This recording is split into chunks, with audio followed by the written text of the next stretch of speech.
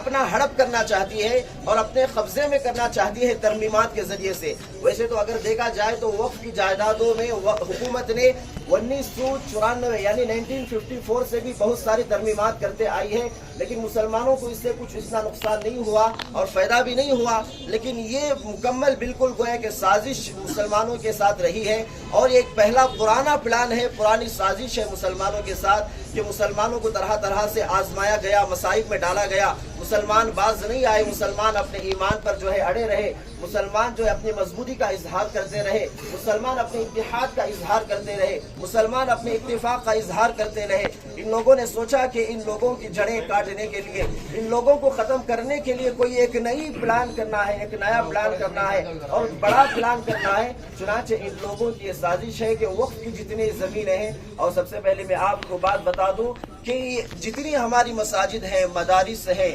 خانقاہیں ہیں، درگاہیں ہیں، ان لوگوں کو پتا ہے کہ اسلام جو آج پھول رہا ہے، پھل رہا ہے، مسلمانوں کو جو نشو و نما مل رہی ہے، معاشرتی زندگی میں جو مسلمان پھول پھلا رہے ہیں، مسلمان شان و شوکت کی زندگی گزار رہے ہیں، ان لوگوں کو یہ ہضم نہیں ہے۔ اس لیے ان لوگوں نے سوچا کہ مسلمانوں کو بالکل معاشی حالت سے بھی ختم کر دیا جائے، عقیدوں کے اعتبار سے بھی ان لوگوں کو ختم کر دیا جائے، اور مسلمانوں کو لاوارث بنا کر رکھ دیا جائے، اور مسلمانوں کو یتیم بنا کر اس ملک میں چھوڑ دیا جائے۔ مسلمان صرف اس ملک میں رہیں تو صرف مسلمان ان کا نام باقی رہ جائے، بقیہ ان کے کچھ اعمال باقی نہ رہیں، ان کے مساجد باقی نہ رہیں، ان کے مدارس باقی نہ رہیں، ان کے خانقاہیں، ان کے قبرستان تک باقی نہ رہیں۔ اگر ان لوگوں کے قبرستان پر بھی قبضہ کر لیا گیا، مدارس پر بھی قبضہ کر لیا گیا، مدارس پر بھی قبضہ کر لیا گیا، تو ان لوگوں کا اسلام نہیں پھیلے گا، یہ لوگ ٹھنڈے پڑ جائیں گے، یہ لوگ ماند پڑ جائیں گے، چنانچہ مسلمانوں کی آگ بجھ جائے گی۔ تو ان لوگوں جمع ہوئے ہیں، ہمارا چلنا گویا کہ ایک ایک قدم جو ہے ثواب سے خالی نہیں ہے۔ ہم میں سے ہر ایک یہاں پر آیا ہوا ہے صرف اللہ تعالیٰ کی رضا کے لیے، نبی علیہ السلام کے فرمان کو جاری رکھنے کے لیے، اور جب تک قیامت، جب تک دنیا رہے گی اس وقت تک دین کو قائم رکھنے کے لیے یہاں پر ہم سب کا جمع ہونا ہوا ہے۔ ہم سب اپنے دین کے خاطر مر مٹنے کو پسند کر سکتے ہیں، لیکن اپنے دین کو بیچنا پسند نہیں کر سکتے، اپنے دین میں کمی پیشی کو برداشت نہیں کر سکتے۔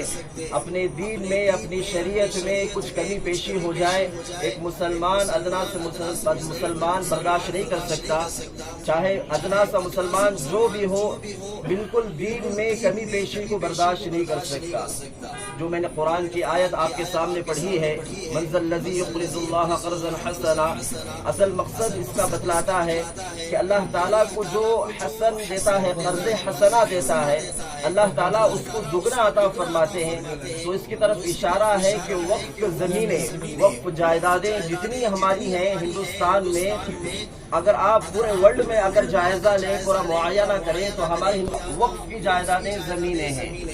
کھڑا کیا جا رہا ہے، مسلمانوں کو ستایا جا رہا ہے، مسلمانوں کو نازیبہ حرکتوں کے ذریعے سے پریشان کیا جا رہا ہے، مسلمانوں کو کسی نہ کسی طریقے سے پریشان رکھنے کی کوشش کی جا رہی ہے، کبھی حجاب کے معاملے پر، کبھی کھانے کے معاملے پر، کبھی کچھ اور معاملے پر مسلمانوں کو گویا کہ ہر طرح سے پریشان کرنے کی کوشش کی جا رہی ہے۔ لیکن مسلمان اس کو برداشت نہیں کر سکتا، کیونکہ مسلمان یہاں ہندوستان کا سب سے پہلا اول شہری ہے۔ جیسے پہلے دوسرے لوگ، جیسے دیگر مذاہب کے لوگ یہاں کے شہری ہیں، مسلمان بھی یہاں